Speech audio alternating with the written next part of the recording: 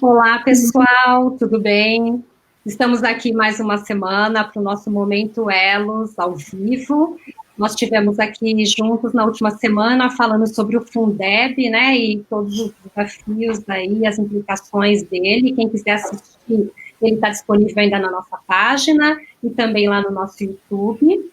E hoje nós estaremos aqui com duas convidadas super especiais que eu vou apresentar para vocês agora, resumidamente, porque a primeira delas é a professora Vera Placo, que praticamente dispensa apresentações, então eu vou resumir aqui. Ela é pós-doutoranda em Psicologia Social e ela é professora titular dos programas de estudos pós-graduados em Educação e do programa de mestrado profissional da PUC de São Paulo. Ela é a minha orientadora de doutorado, não posso deixar de mencionar isso, então é uma pessoa muito querida. Para quem não se lembra também, ela é autora dessa coleção aqui, junto com vários outros autores, que fala sobre coordenador pedagógico, né? São vários livros, eu peguei aqui só alguns para ilustrar para vocês. Então, a professora Vera já trabalha bastante tempo com esse tema da formação continuada e trabalho de coordenação pedagógica, do coordenador pedagógico, e também da aprendizagem do adulto professor, que a gente vai, no final, também indicar para vocês aí, junto com as literaturas que a gente vai falar. E, além disso, tem muita experiência nesse trabalho com escolas e trabalhou durante muitos anos também como coordenadora pedagógica. Bem-vinda, professora Vera. Muito obrigada, é um prazer estar com vocês hoje. Bem, nós estamos aqui também com Risoneide Pessoa, especialista em língua inglesa, supervisora pedagógica escolar, que é a função relacionada ao coordenador pedagógico na rede de Cabo de Santo Agostinho, Pernambuco, onde ela trabalha, e que vocês já devem ter visto aqui também participando como ouvinte aqui das nossas lives, e hoje ela está do outro lado para falar com vocês e também trazer a experiência dela na coordenação pedagógica. Bem-vinda. Obrigada a todos e todas, certo? Vim aqui para dar minha contribuição do processo de formação pedagógica, né, na prática, nesse momento atual, enquanto representante do município de Cabo de Santo Agostinho. Muito obrigada. E para começar, eu já quero dizer para vocês que nós estamos aqui com representantes de Cabo de Santo Agostinho nos assistindo aqui. Temos também aqui do nosso estado de São Paulo, a pessoal de São Paulo, São Caetano do Sul, Santo André, Mogi das Cruzes, São Bernardo do Campo. Temos também o pessoal de Natal, no Rio Grande do Norte, Santana do Mundaú, em Alagoas, Marabá, do Pará, Bom Jesus, do Piauí, Juazeiro do Norte, do Ceará. Então, já tem aí gente de diversos lugares. Conta para a gente aí de onde você está nos assistindo, para a gente também contar aqui mais no final da nossa live novamente, tá bom? Então, para a gente começar, hoje o nosso tema é relacionado aos desafios da formação continuada nesse contexto que a gente está atualmente, né? Então, um contexto onde a gente tem trabalhado com os alunos de uma maneira diferente e também com os professores de uma maneira diferente, né? Nem todos conseguindo se reunir pessoalmente, tendo que usar os recursos tecnológicos para manter essa comunicação ativa, mas nem por isso a formação continuada deve ser deixada de lado nesse momento. Ao contrário, né? Em muitas situações a gente precisa dessa formação para poder pensar juntos em como lidar com todos esses desafios que estão postos aí. Então, para a gente começar, queria que a professora Vera falasse um pouco sobre esse tema para a gente. Por favor, professora. Pois não, obrigada, Silvana.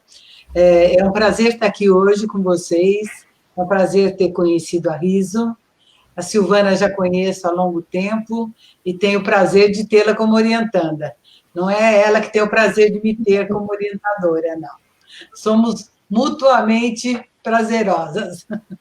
Muito bem. É um encontro de desafios da formação continuada no contexto atual. Mas eu acho que nós temos uma outra finalidade hoje, pensar juntos sobre a importância de relações solidárias na escola, porque nós temos tempos de pandemia que são tempos muito difíceis para todos nós, para todos da escola, para a escola, para o funcionamento e para a existência da escola. E essas relações solidárias não se dão só na escola. Hoje elas têm que se dar na escola, na sociedade, na família, em cada um dos contextos, de modo que a gente atenda às necessidades das pessoas e das instituições, porque o isolamento social nos marca de forma muito forte neste momento. E nós precisamos superar e enfrentar o medo, a solidão, a insegurança. Vejam, nós estamos vivendo há 5 meses atividades presenciais interrompidas. Mesmo que nós temos tentativas de continuidade via remota, nós, na verdade, somos ameaçados pela a nossa convivência na escola, a aprendizagem dos nossos alunos está ameaçada. E está ameaçada não apenas pelos desafios da tecnologia, mas também pelas questões que tratam, que ameaçam os nossos alunos, que ameaçam a aprendizagem deles. Esses alunos, muitos deles, estão sendo excluídos da escola. Eles estão sendo postos fora da escola porque não conseguem acessar essa escola pelos meios remotos, pelas plataformas que são oferecidas. Mas também pelas desigualdades sociais que nós vivemos, porque eles têm que ajudar a família, eles têm que se sustentar, eles são empurrados para subempregos precoces. Muitas vezes são quase meninos, quase meninas que estão trabalhando para ajudar no sustento das suas famílias. E os professores e gestores têm lutado muito para cumprir os seus compromissos pedagógicos, seus compromissos cognitivos e sociais e afetivos. Mas, na realidade, eles também sofrem com os processos digitais. Eles também têm dificuldades de acesso. Vocês têm, nós temos. E, portanto, isso dificulta que o nosso trabalho pedagógico possa se realizar da melhor maneira. Vejam, a educação não se faz só com conteúdo. A educação se faz com todas as relações que nós estabelecemos entre nós.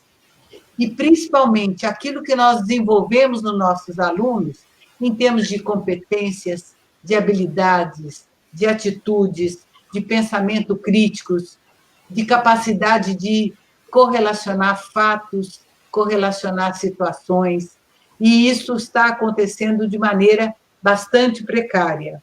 O que nós estamos vivendo?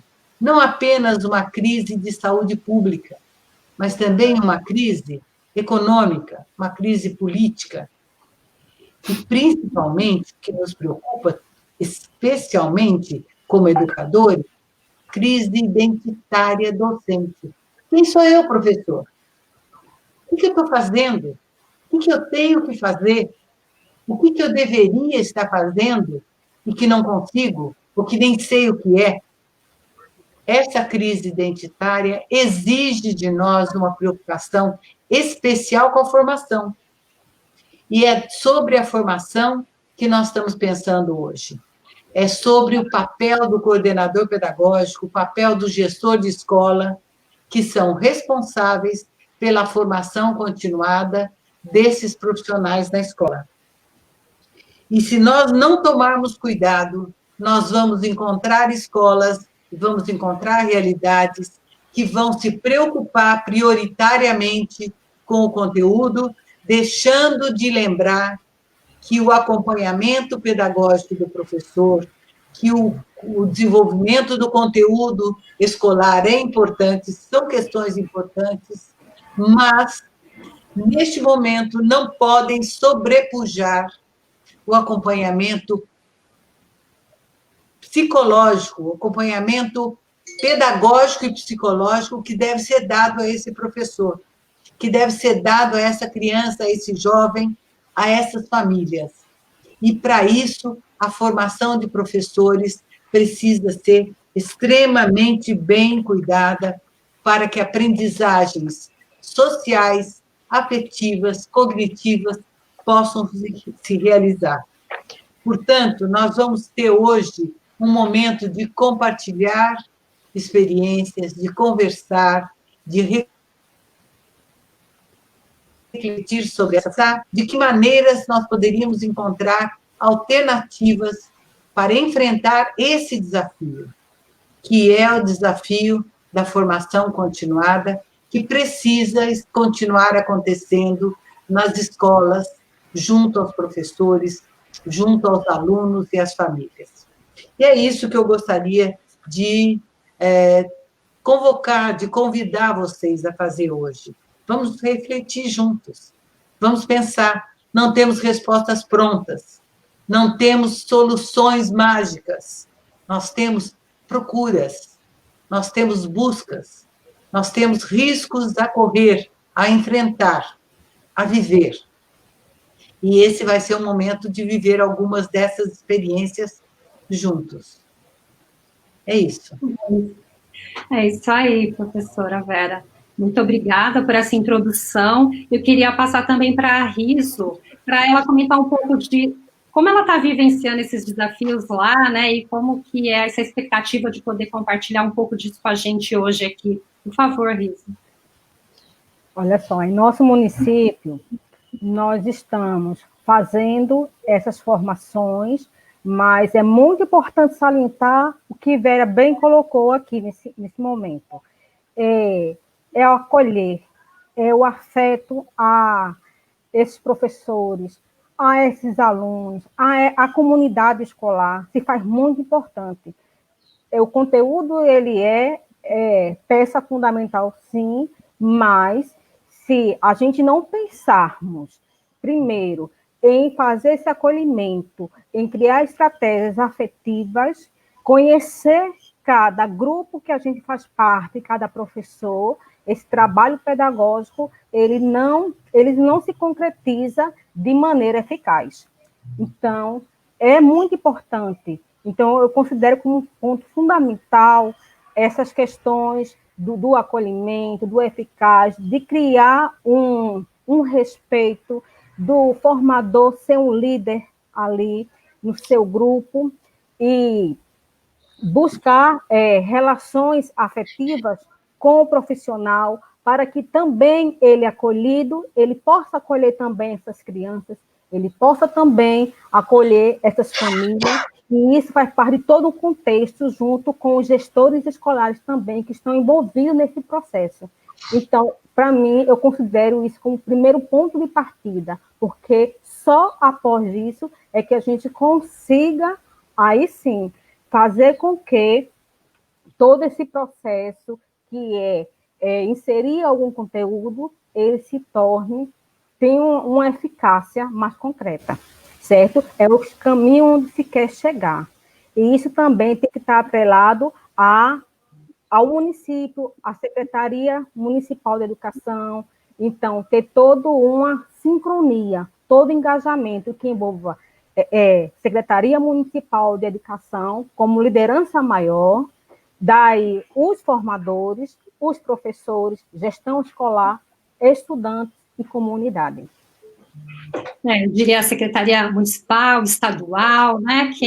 Nós temos aqui diferentes secretarias acompanhando, e inclusive a Gleice Áurea fez um comentário aqui também, falando sobre essa questão, que não podemos pensar em formação continuada sem antes pensar no bem-estar e no cuidado com o docente e com o aluno. E nós tivemos durante essa semana, não sei se vocês estão lembrados, mas nós tivemos uma grande participação de vocês enviando questões para a gente sobre os desafios da formação continuada. Então, nós pré-selecionamos alguns de vocês, alguns desses desafios enviados por vocês para a gente falar hoje. Então, eu queria agradecer muito, nós tivemos quase 90 participações, pessoas que mandaram aí. Então, em relação a esse ponto que a Riso acabou de falar, alinhar as necessidades sobre ensino remoto com as emocionais dos professores foi um dos pontos que apareceu aqui como um grande desafio, e que foi trazido pela Cláudia Ribeiro de Aquiraz, no Ceará, a Silvia Maria de Oliveira, de Santa Fé do Sul, em São Paulo, a Ana Maria Rodrigues, de Marabá, no Pará, a Regina Peralta, de São Paulo, e a André Araújo dos Santos, de Santo André, São Paulo. Elas também falaram sobre essa necessidade de pensar nas questões emocionais dos professores. E não sei se a professora Vera quer complementar esse tema. Não sei, a Riso teria alguma coisa a falar? Ela fala, depois eu falo. Tá bom. Eu acredito que a formação ela é muito importante. Essa formação lá no chão da escola, onde a gente está ali próximo, vendo cada realidade. E ali a gente criar meios, caminho, estratégia de acolher, de estar junto a esse profissional, esse professor, vendo as dificuldades dele e procurando ajudar da melhor forma, para que, assim, a gente possa, daí, ter um ponto de partida. Então, eu, como muitos supervisores do município, nós já tivemos momentos em que falamos sobre essas questões e muitos corroboram com todas essas questões. O emocional é fundamental, porque sem ele a gente não consegue daí ir para outros pontos. Olha, você sabe que na semana passada nós tivemos uma roda de conversa e numa delas surgiu uma questão que eu achei tão genial que eu vou usar para chamar a atenção. Ela diz o seguinte: a escola e a CP, né, na formação, deverá dar suporte. E usaram a expressão de uma maneira super criativa. Dar suporte nos dois sentidos. No sentido de aguentar junto, segurar na mão, pegar no colo, aninhar. E outra, dar suporte pedagógico, que garanta psicologicamente um ambiente de trabalho, um ambiente de cooperação, de trabalho, de apoio mútuo.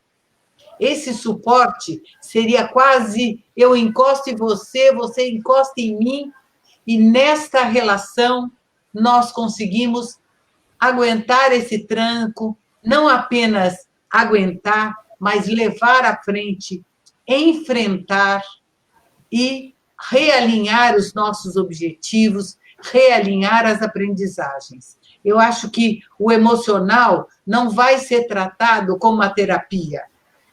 Ele vai ser tratado como um instrumento pedagógico para garantir que esse apoio aconteça, que esse descanso mesmo, esse suporte mesmo, faça com que a escola se mantenha em pé, que é isso que nós precisamos. Uma escola que se mantém pronta, preparada, disponível para enfrentar o que vier, que nós vamos superar.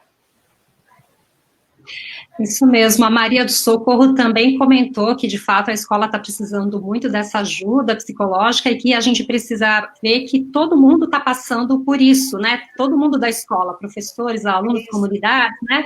Não é só um ou outro, então a gente precisa olhar para todos. Bem, um outro desafio que apareceu bastante forte aí, que as pessoas nos enviaram, é essa gestão do tempo, né? Todo mundo está dizendo, puxa, parece que o tempo agora está correndo mais, né? Parece que a gente tem mais demandas, como é que a gente faz isso? Então, o desafio é como organizar a rotina para dar conta dessas demandas e ainda priorizar os momentos de formação, né? Não deixá-los de lado. Então, a Soraya Batista de Caruaru, Pernambuco, a Marlícia Violi de São Caetano, São Paulo, a Nilzete Souza de Maceió, Alagoas, Eliana Mardegan, que está representando aqui a turma de Teresina do Piauí, a Valéria Marques de Goiás, e a Célia Jesuíno de Francisco Morato, São Paulo, então trazem essa questão aí sobre a rotina do coordenador. Professora Vera, pode comentar, por favor? Vamos lá. Olha, a escola, ela é construída sobre rotinas. Tem hora para começar, tem hora para terminar uma aula, começar a seguinte. O professor tem um cronograma, tem um planejamento, tem... Organizar a rotina é organizar aquilo que está fora para organizar aquilo que está dentro. Quando nós organizamos o nosso ambiente, quando nós organizamos a nossa casa, quando nós organizamos, olha aqui atrás, né, os nossos papéis, os nossos livros, nós ajudamos a nós mesmos a organizar a nossa cabeça.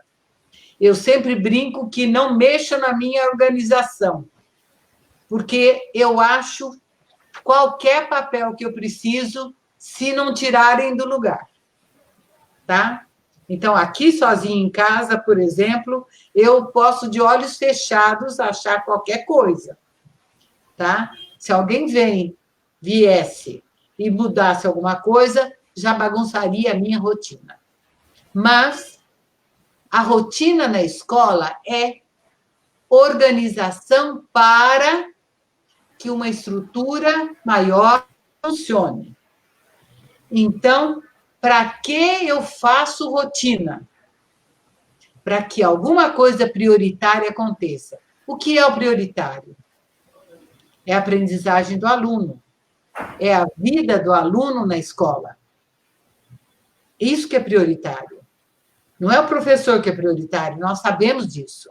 Não somos nós, professores, que somos importantes, é o aluno que é importante. É para isso que existe a escola.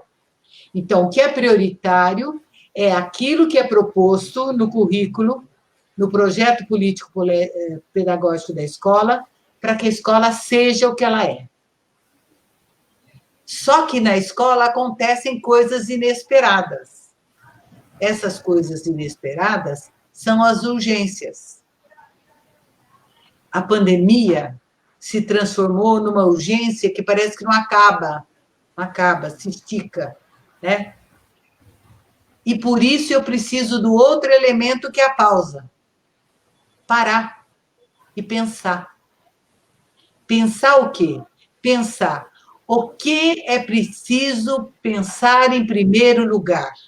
O que é preciso fazer em primeiro lugar? Aquilo que for prioritário deve entrar na minha rotina, no meu plano de trabalho, para acontecer. Então, como organizar essa rotina? Discutindo coletivamente o que é prioritário hoje. Por exemplo, nos primeiros dias da pandemia, do isolamento social, o que era prioritário? Aprender a usar a tecnologia.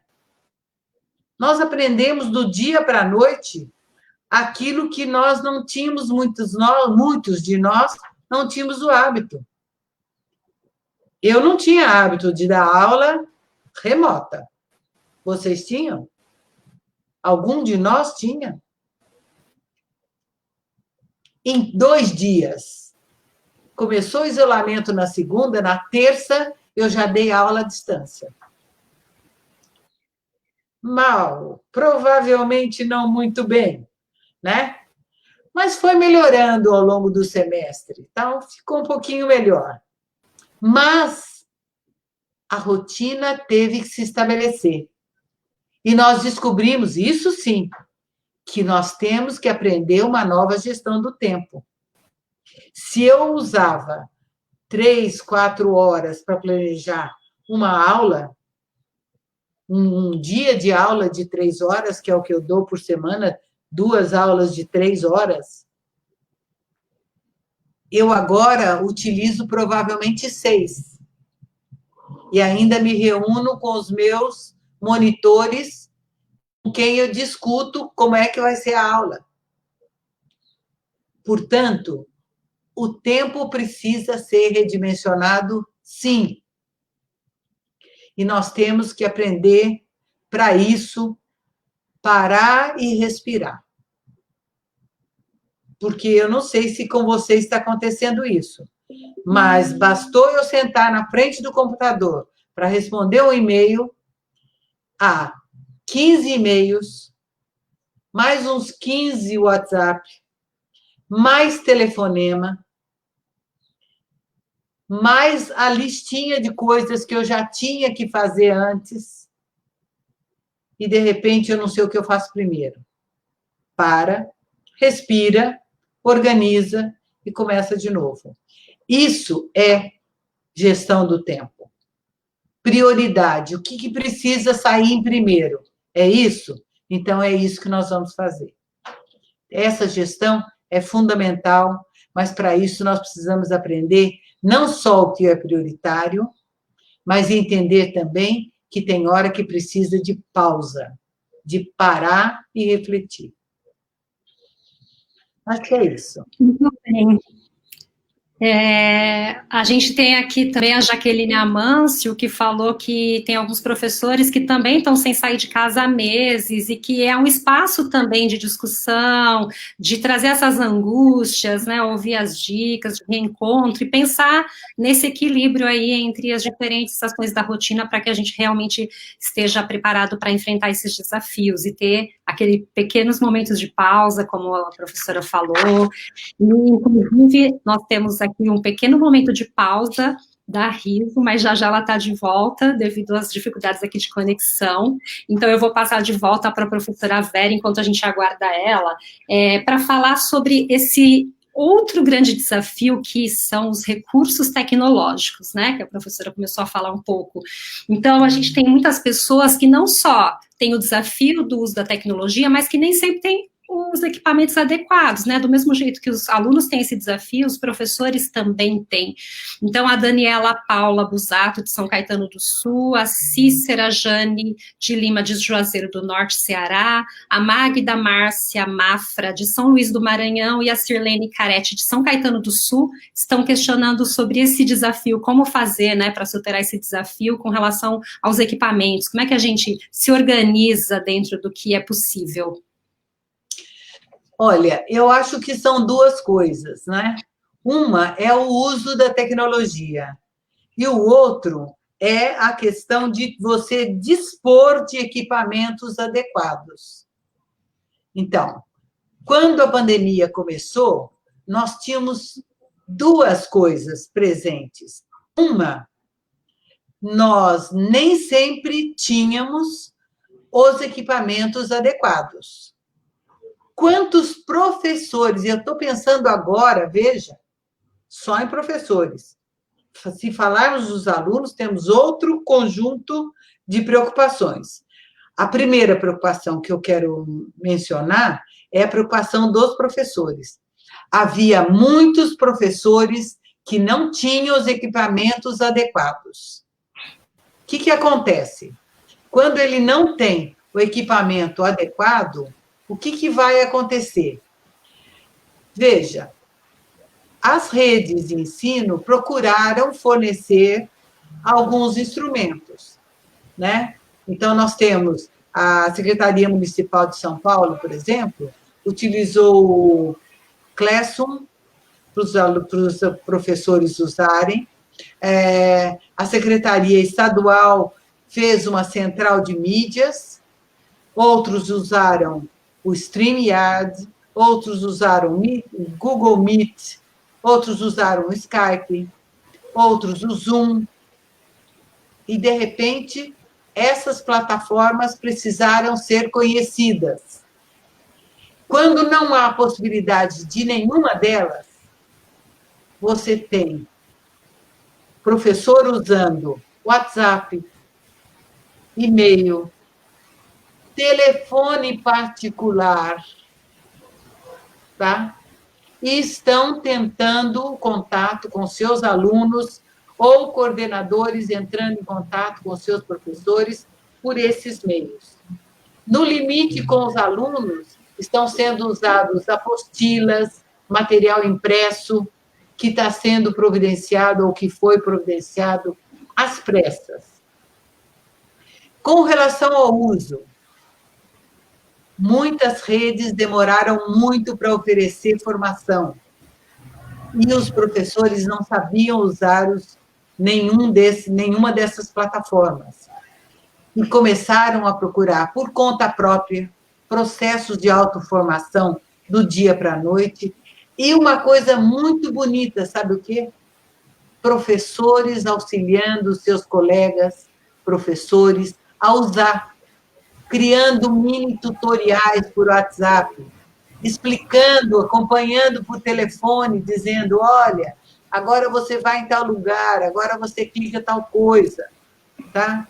Então, houve esse movimento, e por isso eu comecei falando de relações solidárias, de trabalho colaborativo, de disponibilidade para o outro, de empatia com o sofrimento do outro.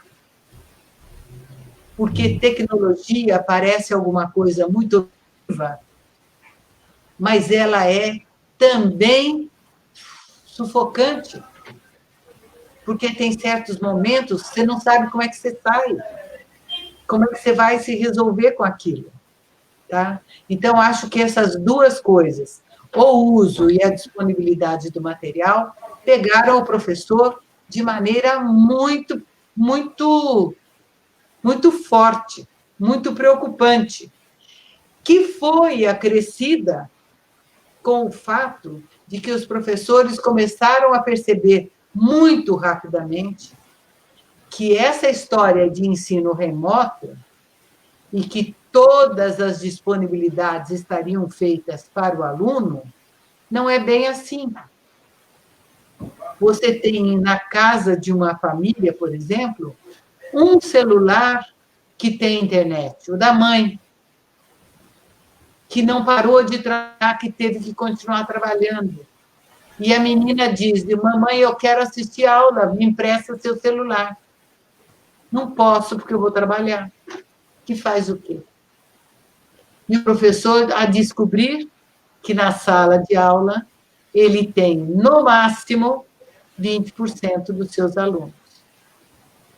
Eu tenho uma sobrinha que me disse que ela está procurando os alunos dela. Ela é do interior e, portanto, acaba se tornando um pouco mais fácil, entre aspas, fácil, procurar os alunos. Fulano, onde você está? O que você está fazendo? Por que você não está vindo na aula? Aí ele diz, eu não consigo entrar na central de mídias, eu não consigo acompanhar, eu não consigo fazer as atividades. Não, professora, eu não volto mais para a escola. E aí? O professor fica desesperado. Então, tem o problema não só do professor não ter o acesso, nem saber usar, assim como o aluno também não. Mesmo o aluno de escola particular ou de classe mais abastada, ele sabia muito bem usar joguinhos e outras coisas de redes sociais, mas trabalhar com software de trabalho pedagógico ou com ferramentas de pesquisa no Google, ele não sabe. Ele também não sabia. Ele teve que aprender. E o professor, que também não sabia, teve que ensinar. É isso. A Isilda Lopes dos Santos também está trazendo esse ponto, dizendo que, em muitos casos, os próprios alunos colaboram com os professores para esse uso, né? Isso eu deveria ter citado em primeiro lugar, porque é isso que está acontecendo comigo. Eu estou extremamente ajudada pelos meus alunos, por alguns alunos em especial, mas por todos os alunos, porque senão eu não teria aprendido. Mas estou aprendendo, continuo aprendendo. A Gilza Correia também comentou que a tecnologia, apesar de todas as dificuldades, ela passou a ser uma aliada para fazer essa mediação, né? Mediar professor, aluno, família, todo mundo. E nós temos aqui também uma representante de Cabo de Santo Agostinho, Simone Oliveira, dizendo que a RISO é muito parceira das professoras e da gestão escolar, sempre apoiando em todos os momentos na Escola Desembargador João Paes, que é uma grande família. Então, temos aqui o fã-clube da RISO, aqui, na equipe da escola, falando desse trabalho. E aí, aproveitando, Riso, para complementar essa parte das ferramentas tecnológicas, como é que a gente tem esse grande desafio, né, para a formação remota dos professores, né? Como é que a gente lida com esse desafio e também com o desafio de como os professores fazem essa conexão aí, essa interação com os alunos nos anos iniciais e pré-escola. Então, nós temos aqui, de novo, participação de São Paulo, da Ana Valéria Bataglia, do André Augusto Mendonça dos Santos, de Recife, Pernambuco, a Maria Luísa Ramos, de São Paulo, a Marleia Ramos Alves, de Capão da Canoa, em Rio Grande do Sul, Gislane de Almeida, de Goiás, Flávio de Araújo, de São Gonçalo do Amarante, no Ceará, a Célia Sandra Ferreira, de Cabo de Santo Agostinho, Maria de Fátima Alckmin, de Cabo de Santo Agostinho, e Denise Costa, de Aquirá, Ceará. Então, essa questão da tecnologia apareceu muito, muita gente trouxe isso. Então, se você puder já falar dos dois pontos da relação do professor e como é que o professor faz esse trabalho com os alunos. É muito importante aprender a lidar com essas ferramentas para que as formações aconteçam, né? Então, a gente também se viu nesse momento em que a gente precisava aprender a lidar para fazer essa formação nesse momento de pandemia com os professores. Então, a gente trocou muita experiência, assim, tanto a Secretaria Municipal de Educação de Cabo Santo Agostinho, através dos formadores da educação, acolhendo os supervisores pedagógicos e também nesse momento houve assim um grande envolvimento na questão de educação no Brasil, em oferecer muitos cursos também para ensinar tudo isso aí. Então, e também a troca, os coordenadores, professores, lá no Cabo Santo Agostinho temos nosso grupo de supervisores, e o que vai aprendendo mais uma ferramenta, vai passando para o outro, e essa troca mútua é que tem acontecido muito. O professor descobre uma ferramenta e compartilha ali no nosso grupo, e o outro vai, tem dificuldade, e aprende, é o que Vera já tinha falado anteriormente, sobre aquele momento, olha, é assim que faz dessa maneira. Então, ver aquelas necessidades para poder a gente atingir, alcançar esse público e fazer nossas formações, que tem acontecido ao longo desses meses, tem acontecido de uma maneira muito boa quando a gente se descobre aprendendo a lidar com essas ferramentas. O professor, quando ele aprende, ele tem aquela dificuldade também, e depois ele se descobre ali, aprendendo a lidar com essa ferramenta, nossa, é uma transformação assim, é uma integração dentro da educação incrível, uma parceria muito boa. Eu deixo aqui também como citação o livro Tecnologia, Sociedade e Educação na Era Digital, dos organizadores Márcio Luiz Correia Vilaça e Alain Basquet Ferreira de Araújo, que fala justamente em seu capítulo 1 e o capítulo 6 dessa importância da tecnologia que está no Brasil, que vem crescendo com o uso da internet há cerca de 20 anos, e que vem aí 3G, 4G, banda larga, mas infelizmente não é ainda de acesso a todos. Mas como a educação ela faz parte da sociedade, e a sociedade tem utilizado e se tem utilizado desses recursos também, então, nessa pandemia ficou muito mais evidente a necessidade de atrelar isso também à educação, porque a educação faz parte dessa sociedade. E muitas vezes, como a minha escola, a escola que eu tenho acompanhado, Desembargador João Paz, ela é de anos iniciais, esses aplicativos, essas ferramentas têm acontecido por grupo de WhatsApp, em parceria com os pais, com a comunidade, com a família, porque o aluno ele não tem o celular, ele precisa, e muitas vezes o pai já voltou a trabalhar, ele precisa que o pai chegue à noite para poder passar aquelas atividades. Então, em nossas reuniões, em nossas formações, os professores, eles sinalizam, aí dizem, tem pai que eu atendo só à noite, porque eu já combinei com ele aquele horário, para eu ter aquele contato com o aluno, porque ele está trabalhando. Então, a gente tem toda essa questão também da afetividade e acolhimento, e qual a melhor maneira de utilizarmos essas ferramentas para esse momento, para alcançar o máximo de estudante, de família possível. Bem, esse assunto aí de ter essa ajuda, esse apoio, apareceu bastante aqui nos comentários enquanto vocês duas falavam. Então, Gentileza Ribeiro diz que em Teresina, os grupos de formação da rede foram muito importantes para essas aulas remotas, que a união entre os professores foi fundamental. A Maria Antônia Rosa também disse que é importante ter humildade e pedir ajuda aos universitários, se não souber trabalhar com essas ferramentas, que é isso que ela está fazendo. A Jaqueline Amâncio também disse que tem uma aluna que a mãe vai para o bar, baixa as aulas, porque não tem internet, e depois leva para as crianças fazerem as atividades em casa. Então, é um grande grupo se mobilizando aí.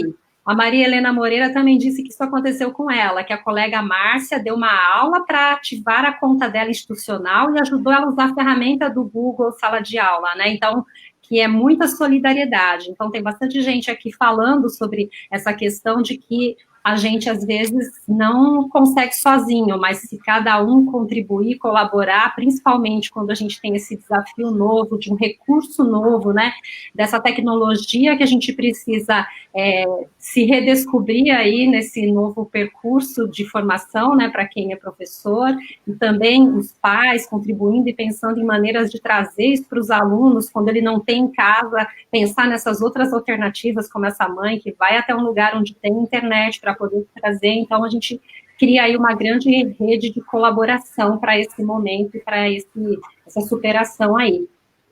E aí, professora Vera, tem um ponto também de desafios que surgiu aqui, que a senhora aí, como professora, também deve ter passado por esses tempos, que é como a gente engaja os professores e os participantes, né, os alunos adultos também aí, que são formados, nas temáticas do encontro, para que eles interajam durante essas formações virtuais, né? Porque são momentos também diferenciados. A gente não está lá junto com os alunos, junto com os professores na hora da formação. Então, a gente tem um outro contexto diferente, né? Um contexto onde a gente precisa pensar em novas formas de interagir. Então, a Andréa Gonçalves de Osasco, aqui em São Paulo, e a Gabriela Zelice, de Aracaju, no Sergipe, está fazendo essa pergunta aí sobre esse desafio.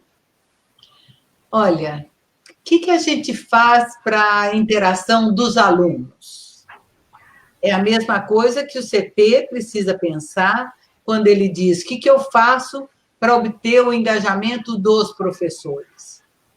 É uma homologia de processos. Vejam, o que o professor precisa nesse momento? Não é o que ele acha que precisa, é o que ele precisa. Ele acha que ele precisa, por exemplo, de preparação para usar o recurso tecnológico. Mas ele já domina a ferramenta, ele já tem mais clareza, ele já tem uma porção de alternativas. Agora é pensar o que pedagogicamente ele precisa para engajar os seus alunos. E, portanto, o que eu preciso propor para que ele se engaje? E, para isso, eu tenho que entrar num processo de pesquisa junto a esse professor, de diálogo, de conversa, de reflexão conjunta sobre as suas necessidades formativas. Do que ele está precisando? O que nesse momento é necessário? Vejam, nós começamos muitas vezes uma reunião pedagógica, vocês devem ter essa experiência, eu tive essa experiência muitas vezes, o professor começa dizendo, olha, os alunos não se interessam, olha, ninguém presta atenção, olha, ninguém assiste, olha, ninguém entrega atividade. Pessoalmente, sempre eu fiz isso e continuo fazendo. Primeiro, vamos escutar. É o que está incomodando. Após um determinado tempo que a gente sente, né, intui, a gente diz, muito bem, esta é a nossa realidade. Este é o aluno que nós temos. A mesma coisa o coordenador pedagógico. Este é o professor que está aqui neste momento. O que eu faço com isso? E eu digo a mesma coisa para o professor. Isso que você trouxe agora para essa reunião é aquilo que está te incomodando, é aquilo que está te atrapalhando. Muito bem. Mas esse é o nosso dado, essa é a nossa realidade. É com isso que nós vamos trabalhar. Com um aluno que não consegue entregar atividade, com um aluno que conversa paralelo, com um aluno que desliga a câmera e sai da sala. Nós temos 1000 alternativas em relação a isso. Nós vamos fazer o que com isso? E aí você pede sugestões. Você põe nas mãos do professor o que ele considera que é fundamental que seja feito. Porque muitas vezes ele diz, eu tentei isso, até que deu certo. Então, aí o outro diz, que boa ideia que você teve, vou tentar fazer assim. Eu chamo pessoalmente, eu pergunto pessoalmente, Riso, como é que você está pensando essa situação? Silvana, como é que você resolveu tal coisa? Tá? E, nesse sentido, você devolve para ele a responsabilidade que é nossa, não é só minha como CP, não é só minha como formador, é nossa. Porque a escola está sob nossa responsabilidade. E é isso que nós temos que fazer. E, nesse sentido, veja, quais são os recursos que a plataforma que você está usando te permite, em termos de visualização, em termos de conversa. Por exemplo, agora a Silvana está monitorando, vamos dizer assim, o chat. Ela está vendo o que as pessoas estão dizendo. Em aula eu faço isso. Eu digo, vão escrevendo suas dúvidas. Falem o que estão pensando. Concordem ou discordem de mim, ponham no chat. E eu vou lendo, eu vou falando e vou olhando. E vou dizendo, olha, fulana disse isso, fulana disse aquilo. Eu concordo com fulana quando diz isso. Olha, fulano está questionando tal coisa. E nesse movimento, você faz um movimento que é uma aula dialogada assim. Assim também uma reunião dialogada. Tá? Convidando o professor, olha, posicionem-se. O que vocês acham disso? Seu colega falou agora, oralmente, ele se expôs e disse tal coisa. Comente isso no chat. Ou então, se tem o recurso de levantar a mão, levante a mão, nós damos a palavra. Porque, veja, o que nós queremos na formação? O que nós queremos na formação é a tomada de consciência do professor, de que ele se dê conta de que ele é corresponsável pela reunião, assim como ele é responsável pelo seu grupo classe, ele é responsável pelos seus alunos, assim como eu, como CP, sou corresponsável em relação a todos os alunos da escola, em relação a todas as famílias da escola. E, portanto, essa tomada de consciência, esse convite à tomada de consciência, a gente faz provocando, perguntando. Eu gosto muito de usar a expressão cutucando, fazendo perguntinhas daquelas que pegam o professor e dizem, de fato, isso aí é meu. De fato, isso é do meu aluno. Isso é minha responsabilidade. Então, é um pouco por aí que a gente consegue esse engajamento para transformar as reuniões pedagógicas em reuniões realmente colaborativas, né? Realmente dialogadas. Acho que é isso. Bem, a turma está aqui comentando bastante e, de novo, aqui, só para dizer para a Riso, tem vários professores seus aqui comentando, viu, Riso? Falando do trabalho na escola, parabéns. A Arcélia Ferreira está falando que o processo de formação saiu do contexto formal e agora a gente está discutindo as práticas, compartilhando, e essas trocas foram virando aprendizagem, né? Então, a gente conseguiu fazer isso que a professora está falando aí, né? A Carmita Soares também está dizendo que a gente tem várias lacunas para serem preenchidas na tecnologia, mas que essa interação, empatia e solidariedade na rede que ela atua, por exemplo, a Quiraz, tem sido muito importante, né? E acredito que em outras redes também. E falando em redes, nós aumentamos aqui a nossa lista de participantes espalhados por aí, então vou falar um pouquinho aqui, agradecer muito a participação do pessoal de Cabo de Santo Agostinho, Caruaru e Recife, em Pernambuco, São Paulo, São Caetano do Sul, Santo André, Mogi das Cruzes, São Bernardo do Campo, São Roque, Francisco Morato, aqui no estado de São Paulo, Natal, Rio Grande do Norte, Santana do Mundaú, Junqueiro, Maceió, União dos Palmares, São Miguel dos Campos, Satuba, Palmeira dos Índios e Atalaia, em Alagoas, Marabá e Belém, no Pará, Bom Jesus, Teresina, Campo Maior, no Piauí, Juazeiro do Norte e Aquirás, no Ceará, São Luís do Maranhão, Timbó, em Santa Catarina, Porto Velho, Rondônia, Juazeiro, Bahia, Campina Grande, Paraíba e Novo Gama, Goiás. Uau! Beleza! Estão bem espalhados aí, essa discussão está chegando em vários lugares, e isso é bem importante, porque a ideia desse Momento Elos aqui é promover reflexões, discussões, conversas, não é trazer respostas para tudo, porque nós também não temos, né? A professora Vera começou falando isso.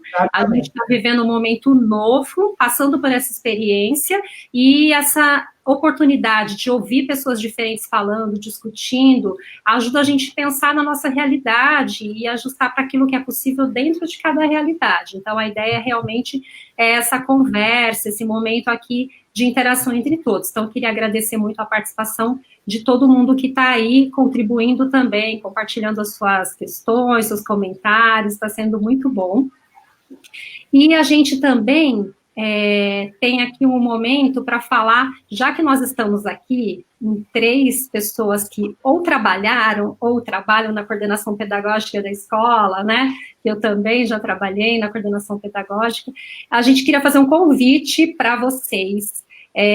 Durante essa semana, nós teremos o Dia do Coordenador Pedagógico. Então, a gente queria homenagear os coordenadores pedagógicos, pedindo para vocês contarem para a gente experiências que vocês têm tido, boas experiências aí na escola de vocês. Então, vocês podem gravar lá no Instagram, entrar lá no Instagram da Elos Educacional, você grava no seu story, marca Elos Educacional, e aí a gente vai compartilhar também e reunir essas boas experiências aí para compartilhar com mais gente. Então, a gente vai colocando aí ao longo da semana a explicação melhor, mas já para vocês irem se preparando e contando um pouco para a gente ouvir e compartilhar mais histórias aí boas para a gente ter aí como referência, tá bom?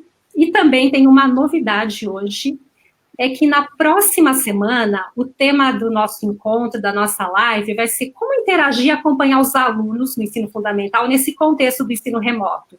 Então, nós tivemos aqui já 2 professoras de educação infantil contando como é que elas estão fazendo para trabalhar com os pequenininhos nesse momento, e a gente vai falar na próxima semana sobre o ensino fundamental. E a gente queria também ouvir experiências novas. Então, para isso, a gente queria convidar todos os professores que estejam nos assistindo, ou os gestores que estão nos assistindo, para convidar os seus professores, para que eles se inscrevam nesse caminho que está escrito aí, bit.ly/participar Live Elos. Depois a gente coloca também aí nos comentários para ficar mais fácil. Mas é para vocês contarem como é que vocês estão fazendo isso com seus alunos, e a gente vai escolher um professor para poder participar também aqui na próxima semana. Então, a gente queria ouvir alguém diferente, que esteja aí espalhado num desses estados aí que está nos ouvindo, e que possa vir conversar com a gente na próxima semana e contar essas experiências. Então, fica aqui o convite, contem aí para os professores de vocês, ou os professores que estão aqui se inscrevam, mandem aí como é que vocês estão fazendo, para a gente ouvir experiências novas e diferentes, tá bom? Então, a ideia é trazer gente nova aqui para falar, para contar, para ajudar a gente a compor esse momento, tá? Então, eu gostaria de passar agora para a professora Vera fazer aí as suas considerações finais e despedir. É claro que tinha mais questões aqui que agora não tivemos mais tempo de falar, mas a gente continua as conversas aí pelas redes sociais, né? Pode seguir a gente aí no Instagram, no Facebook, que a gente vai se falando, respondendo o que ficou aí pendente. E aí a professora Vera tem aí um minutinho para finalizar e depois passo para a Risa. Bom, eu queria dizer para vocês que nós estamos vivendo um momento que todo mundo está dizendo que virá na escola nos próximos tempos? Que escola será essa? Né? E a gente tem refletido um pouco, está bem claro, pelo menos na PUC, onde eu trabalho, já está instalado nesse semestre que, se voltarem às aulas, serão híbridas, isto é, haverá o remoto, mas haverá também o presencial, né? Ou ao contrário, haverá o presencial e também o remoto. Sem dúvida alguma que as questões emocionais vão estar à frente, vão estar aí, ganhar um outro espaço, porque os tempos são de medo, são de insegurança, são de não vacina, e, portanto, continuamos em pandemia, e as questões emocionais vão estar afetando as pessoas, seja no presencial, continua no híbrido, porque tanto dá medo o presencial, quanto dá angústia, né? Além do mais, nós temos que mudar a nossa maneira de avaliar, nós temos que mudar a nossa maneira de dar aula, no híbrido e no presencial, e isso será uma necessidade dos novos tempos, né? E vamos ter que cuidar das pessoas, cuidar de nós mesmos. Nós fizemos uma roda de conversa na semana passada, e uma das coisas que a gente colocou como tema é cuidados do coordenador pedagógico com a formação, com o acompanhamento pedagógico, com o aluno e famílias, e com ele mesmo. Tem hora que não dá tempo do coordenador pensar nele mesmo, mas ele tem família, ele tem medos, ele tem inseguranças, ele tem não saberes, e, portanto, ele vai precisar de tudo isso. E aí, que saberes novos serão esses? Um deles será a gestão de emoções, as próprias e as dos outros. Outra delas será a disponibilidade para mudar, a disponibilidade para inovar, a disponibilidade para arriscar, conhecer o desconhecido e se lançar a ele. E, finalmente, ter uma clareza de que as necessidades formativas dos professores vão mudar. Vão mudar muito. E nós temos que acompanhar esses novos tempos. Então, como coordenadores, temos que estar muito atentos aos novos tempos e abertos a ele. Senão, a escola acaba. E nós não vamos deixar a escola acabar, não é? Muito obrigada, foi um prazer estar com vocês hoje. Foi um tempo que voou, uma delícia. Muito obrigada, professora. Eu queria também fazer aqui um agradecimento especial ao nosso grupo de pesquisa, CEPID, que a professora Vera coordena, que ninguém escreveu nada aqui, mas que estava escrevendo aqui nos bastidores, nos grupos de WhatsApp, então estão aí participando com a gente, prestigiando. E aí, isso, suas palavras finais. Eu quero concatenar esse momento com o pensamento de Paulo Freire, certo? Que saber que ensinar não é transmitir conhecimento, mas criar as possibilidades para a sua própria produção ou a sua construção. É o que temos feito. Enquanto formadores, professores, Secretaria Municipal de Educação, certo? Os formadores técnicos da educação, da Secretaria Municipal de Educação, o nosso trabalho não parou, ele continua. Nós estamos nos reinventando. E esse grupo tem feito muito bonito, porque é um trabalho que tem sido construído a várias mãos. Então, estamos de mãos dadas, um ajudando o outro, buscando, procurando, acolhendo. Então, muito importante, e tem acontecido coisas maravilhosas, trabalhos maravilhosos que nos surpreendem, certo? Então, O grupo de supervisores pedagógicos do nosso município tem feito um trabalho muito bonito nas questões de formações, junto com os professores, e esses têm se reinventado de uma maneira assim, inimaginável. E nós temos todo um apoio, que a gente tem uma parceria com a Elos Educacional, que tem nos acolhido enquanto formadores, então é uma parceria muito boa, certo? E tem nos acolhido nesse momento, e o resultado tem acontecido, sim, na prática, de verdade mesmo. Não é só teoria, é teoria e prática junto, acontecendo em momentos de pandemia. Agradeço muito a participação da Elos, a integração, a parceria da Secretaria Municipal de Educação de Cabo Santo Agostinho, certo? A Secretária Municipal de Educação, Fátima Almeida, a gerente de ensino, Rosane, aos formadores da educação também, que têm dado um suporte muito bom para que esse processo, nesse momento, aconteça lá, no chão da escola, e tem acontecido de uma maneira incrível. Agradecer aos professores, agradecer aos familiares e amigos que estão aqui nessa tarde. Os convido também para que estejam todas as tardes, porque essa é uma tarde muito boa. Eu tenho acompanhado essas lives desde o início e tenho aprendido muito e tenho socializado nas minhas formações todas as temáticas e debates para me fortalecer enquanto formadora e socializado com os meus professores também.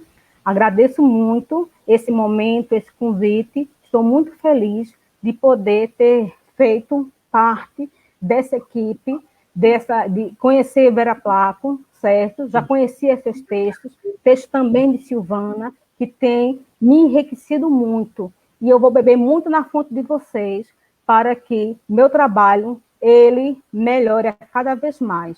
Porque eu sou, sim, uma adulta em fase de aprendizagem, sim. E esse adulto aprende também. Eu também estou em aprendizagem. Muito obrigada. Obrigada. A gente que agradece a sua fala e a gente está muito feliz de ter você aqui. Estava todo mundo ansioso para te conhecer pessoalmente, de maneira virtual, né? Então, muito obrigada por ter aceitado o nosso convite, por ter essa participação tão ativa, não só aqui com a gente, mas também na sua escola, como todos os professores têm colocado. Então, parabéns pelo engajamento, pelo envolvimento, e obrigada por você ter compartilhado um pouco dessa sua experiência aqui hoje. E, para finalizar, eu queria pedir para vocês que ainda não participaram, eu sei que a professora Vera já votou no Prêmio Top Educação, e nós estamos concorrendo na consultoria Educação, então você entra lá no prêmiotopeducação.com.br e vota em qual consultoria que você aí se lembra, e, por favor, se puderem compartilhar aí a Elos Educacional, a gente agradece. Um beijo, tudo de bom, a gente se encontra semana que vem. Não esqueçam, coordenadores pedagógicos, de compartilhar o seu vídeo lá no nosso Instagram, contar um pouco da sua experiência para que a gente possa compartilhar e inspirar mais pessoas pelo Brasil, tá bom? Tchau, tchau, até semana que vem. Obrigada, Tchau, gente. até mais. Tchau, gente.